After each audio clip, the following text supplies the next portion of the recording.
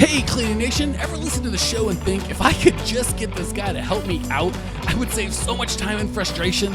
Or my life would be awesome if I could just get a few of these systems they're actually talking about actually implemented into my business? Well, if that's you, I've got some spectacular news. I am hosting our first ever live event. We are personally going to walk through the Clean Profit Method with no more than 16 owners and cleaning companies in just 2.5 days. I cannot wait to get to know you and your business personally and implement the entire Clean Profit Method together. If this is scratching where you itch, stop watching or listening to the show right now and go to growmycleaningcompany.com/live to get all the details. Like I said, I can't wait to get to know you and your business personally and implement the entire Clean Profit Method. growmycleaningcompany.com/live. Check it out now. I'll see you soon. Cleaning Nation, welcome to another episode of the Grow My Cleaning Company podcast. As always, I want to start the show by thanking you for being super amazing. You guys share the show. The subscriptions, the rating, and the reviews on iTunes is awesome. It makes iTunes think we're super important, which makes us get more viewers and downloads, which makes me do more content for you guys. So please, please, please throw me a good review unless you hate it, and then just send me a nasty email and we'll call it square. If you're listening to the podcast, check us out on YouTube channel. If you're watching us on YouTube, check us out on podcast on YouTube. If you leave a comment or have a question, most of the time I'll try and do my best to answer, so I try to interact there. No matter where you're going, if you want to grow your cleaning company, growmycleaningcompany.com has all of the tools that we have to help you do just that. If you go there right now, I think there's a special video I just made, totally free, with all sorts of good stuff on how to grow your cleaning company. So enough of that. Today we are chatting with Heather Swan, who claims that is her real name, from Sweeping Swans in Charleston, South Carolina.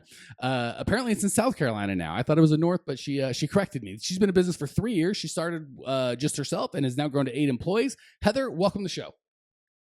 Thank you so much for having me today. All right, you asked nicely, and you're the nicest human being in the world, and I can't help myself. I'm just going to do it. So we're going to take a pool, Cleaning Nation, when we to see if I'm insane and I'm the only person that thought that. So I heard Heather Swan. I'm like, well, that's a pretty name. Sounds fake, like she's an actress or something. She assured me that's God-given, so good for you, Heather. And then she said Sweeping Swans. I'm like, well, that's so sweet. I pictured little white swans with little tiny swan brooms, and then I picture the swans pooping on my carpet. I'm like, ooh, no, that's bad.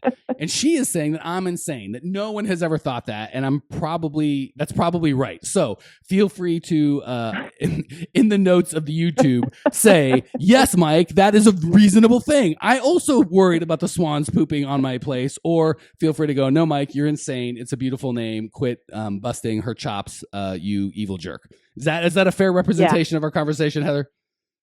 Yeah, it is very, very fair, and I appreciate that.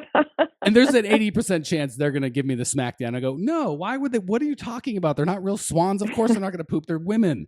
But here we are. So that's yes, that. And Heather's been on the phone now for 28.5 minutes, and we just finally decided to hit record and invite you guys into the conversation. So welcome, Cleaning Nation, to what we got going on. So what's going on with you, Heather? What's going on in your world that hopefully now that I've abused and said terrible things about your lovely name and company name, how can I maybe help make your business a little better? Well, before I ask you my question, nobody will forget the name, though. So everybody's going to remember it after that little thing. Yes. Everyone will be like, the poopy swan lady? Yeah, that's Heather. Yeah, that's Heather. That's that girl, Heather Swan. So the reason why I wanted to be a part of the podcast today is I wanted to ask you, how can I come up with a foolproof method or system to train employees without having the hiccups of other employees training them and not doing exactly how I want to do it.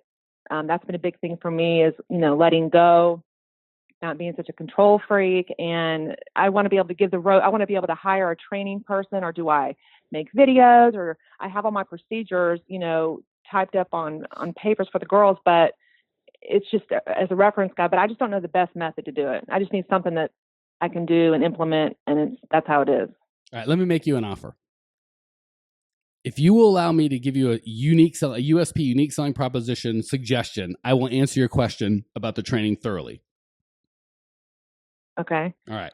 So Sweeping Swans, because our swans are poop free since '93. So you tell them right off the bat, our cleaners, our swans have never pooped on anybody's carpet ever. What do you think? Am I even in the ballpark? That's pretty funny. That's pretty funny. You would be the only cleaning company I've ever coached that has the word poop in their unique selling proposition or their branded guarantee. That could also be a guarantee. If any of our ladies poop anywhere in your house other than the appointed facilities, the cleaning's totally free. And and with a handwritten apology, maybe a bouquet of flowers. We really should make that right. So just a suggestion. Take that for what it's worth. Maybe I'm missing it, but there you go. All right. In case that's not enough. I have no words. You have no good. That's the only right answer is you're insane and I don't want to talk to you anymore. Good. Well, there we go. We've got that out. This has by far been the most poop-centric podcast I think I've done. So I'm sorry, I guess, or congratulations, depending on your point of view. I'll let you make your own decision. Coaching or training. Let's talk about that. And I promise there'll be no poop references within the training at all. I'd like to think it's implied that there should be no making pooping. Anywhere in the customer's carpet or flooring areas. All right. First and foremost, I want to encourage you and the listeners. I'd asked beforehand, Heather is a Clean Profit Method member. We cover exactly how to do this in detail with all the templates in Module 9. So I'm going to give you the good stuff now, Heather, but we'll get to Module 9. When you do that, you'll get all of the background and everything you need to kind of really make this happen. Deal? Okay. Yeah, deal. Cool. So first, as always, I like to talk about philosophy, how we think about things, and then we'll talk about tactically how we actually do it. Does that make sense? Yes. Cool. So first and foremost, and this is probably where I'm quite a bit different than most of the other trainers out there. I am not a fan of focusing on here is how we dust. Here is how we do this. Here's how we vacuum. The reality of the matter is most of these people have been cleaning. These aren't hospital clean rooms that have special things, right? I think you do move in, move out, correct? Right. Cool. I'll yell at you about that in another episode. So that might be a little different, but they've probably all moved out of a house and had to clean it or moved into a house that they wanted to clean, whatever the case may be. So it's not like we are teaching them how to MIG weld, right? I'm like, I don't know how to do that. I need training. We're teaching them how to clean, which they've already done. So really all we're doing is teaching them how to clean in an effective, systematic way, right? Like we've all cooked burgers, but if we go to McDonald's, we need to learn how to cook burgers the McDonald's way, not because their burgers are better, but they're more systematized, right? You can crank out 100 of them an hour. So is that fair pool to say that we're not teaching them how to clean? We're just modifying what they know about cleaning and teach them how to do it our way. Right. Okay.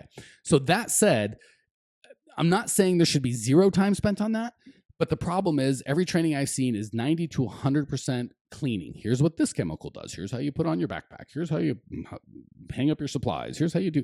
And it's tremendously boring. It's a tremendous waste of time. We're teaching people how to tie their shoe. They already know how to tie their shoe.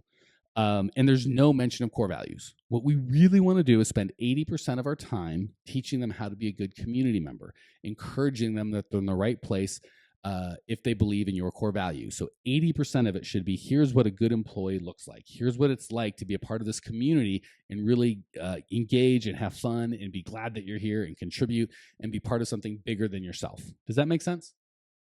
Yes, it does. Okay. Because I promise you, if you hired me, and I got to tell you, I'm the worst cleaner ever, period.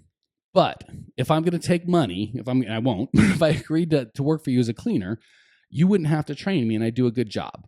Why? Because I don't lie. If I'm taking money, I would feel bad for stealing your money and not doing a good job. So it might take me a little longer than other people. And it probably wouldn't be perfect, but my customers or your customers that you've trusted to me would be happy because I'm a good guy. I don't lie. I don't cheat. I don't steal. I try to have fun. I try to certainly make money. I understand that if we do a bad job, you're not going to make money. If you don't make money, I'm not going to make money. I'm going to be real and I want to help out. Those are my core values. So with no training, the worst cleaner in the world, i.e. me, is going to do a pretty good job. You'd have to send me a lot of customers before you had a customer that wasn't happy. Is that a fair, anything I've said so far that you're like, hold on, that's bullcrap? No, I agree. Okay. Now let's go the other extreme. I'm sure there's ladies out there or guys out there that have been doing this for 20 years. They know everything. They're crotchety, angry old people. They could clean me under the I can't think of a euphemism. They could clean me under the table, right? They're like 48 and a half times better at cleaning than I am, but they're crabby. And they don't think that's their job, and they're not going to do that. I won't put my hand in there. I'm not going to blah, blah, blah, blah. Would you agree, no matter how much training you gave them, they're not going to be a good community member, and they're probably going to have pissed off customers sooner than me? Hey, Cleaning Nation, are you enjoying the show? Want to go from listening to doing? If you're committed to making this the year that you kick your company into hypergrowth and actually start implementing all the systems that I coach on this show that will allow you to work on your business instead of in it, go to growmycleaningcompany.com/live to get all the details on our upcoming live event. I'm going to personally walk you and 15 other entrepreneurs through the entire Clean Profit method in just 2.5 days.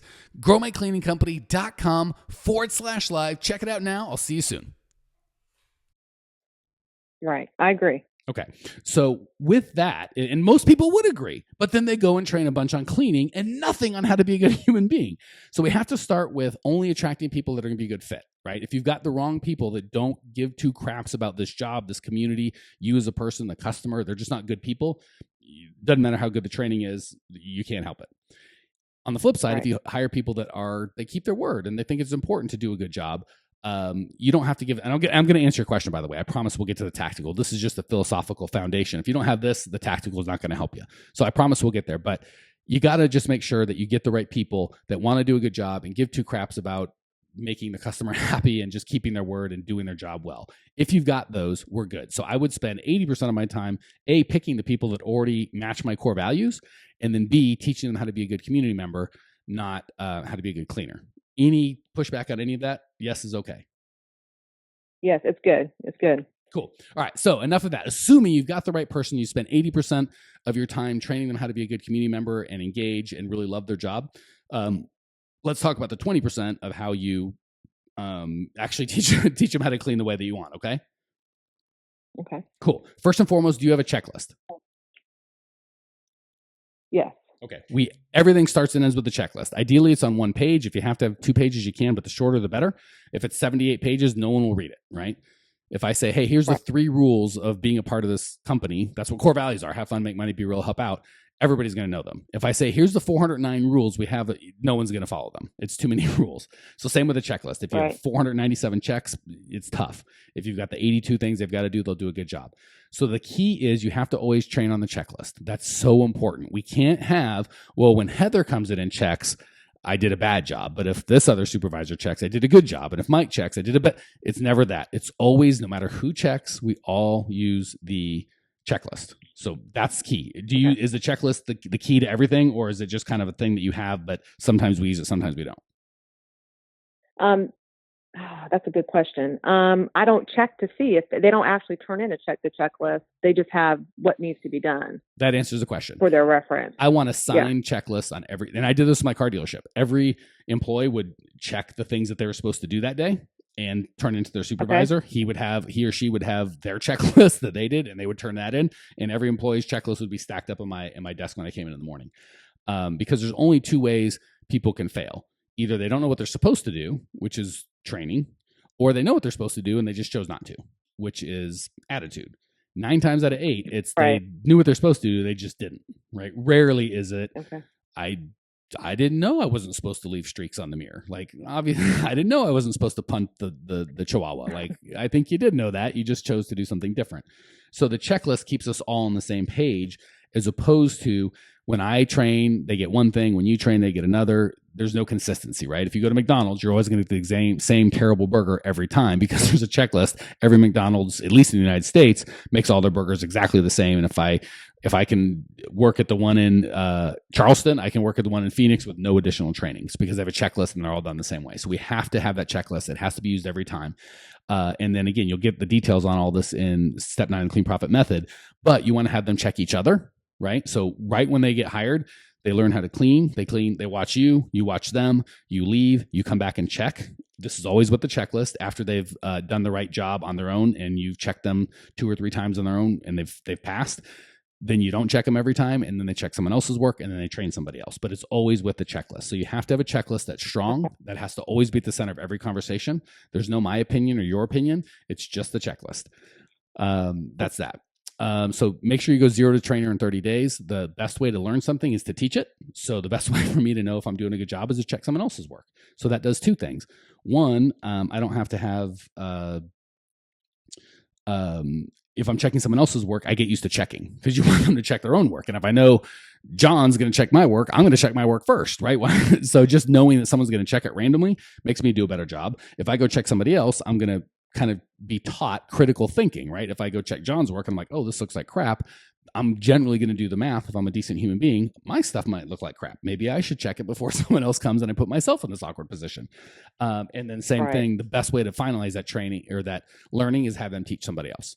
So that's the end of my training, not the end, but that's the end of their initial, you're a real employee now, is once they've trained another employee. And again, we go over that in detail in the first and the 9th step of the Clean Profit Method. Last, you asked if you should do videos. You should absolutely do videos. They should be like 30 seconds to 90 seconds long. We don't want a 20-minute video. No one's ever going to watch it. But if you have 100 30-second videos, they will watch it. So here's how we do toilets. Here's how we put on the backpack. So all that crap that you want to do, absolutely put it on videos. So it's a resource. They can watch it on their phone. I just like it on YouTube.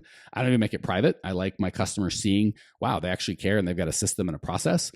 You shouldn't be the one. I mean, you can be the one in the videos, but you want employees in the videos, and it should be fun. And the video should be 80% core values. They're having fun, making money, being real, and helping out if you're in my company, and 20% about the cleaning. So yes, you should have videos. They should be in small bits. They should be on YouTube. I like having them available to the customer or the employee. But really, the checklist is what you use, and that's it. So we just need accountability checklist, and people checking each other and training each other. Did that give you enough, at least, to get into trouble? No, yeah, it did. Can I ask you a question? Always. Okay. So have you ever found that your cleaners have just checked the list just to check it? And so then when you go in and check, you look at their work and everything, obviously they didn't check the list. What do you do in a situation like that? I mean, is that a situation where you just let that person go or you give them a chance? I mean, if they're just checking it off just to check it off, obviously they're not holding the same core values I have. This is where I'm going to make some enemies. So before we ever do the checklist, again, because we talked about being a good community member first, for me is a core values match. And we didn't have so my core values are have fun, make money, be real, help out.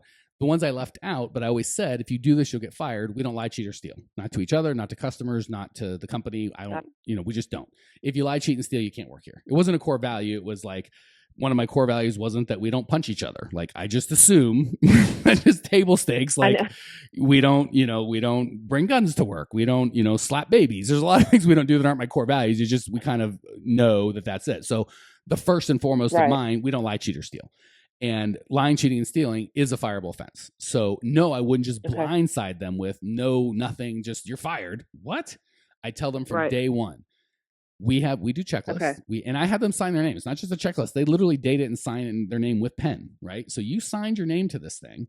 And by signing your name, you said, the 2.5 hours that I worked, the $30 that you owe me, I have done what you were paying me to do, and I would like you to pay me. I'm going to take my money. I'm signing my name saying I did this work.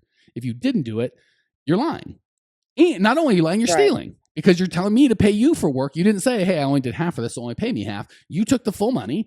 Or we're going to take the full money, and you only did half of the work, and then you lied to me about it. So you lied and you cheated and you stole all in one thing. So it's not that they didn't use the checklist. That's not that big of a deal. It's that they lied, cheated, and stole. That's a problem. So yes, that is lying, cheating, and stealing is a fireable offense. When it manifests itself in any way, whether it's, checking in, right? I said, I lied on my timesheet. And again, please use Chronotech or something so they have to call in. But if you're not doing that and I lied and said I was there 20 minutes before I did, that's stealing.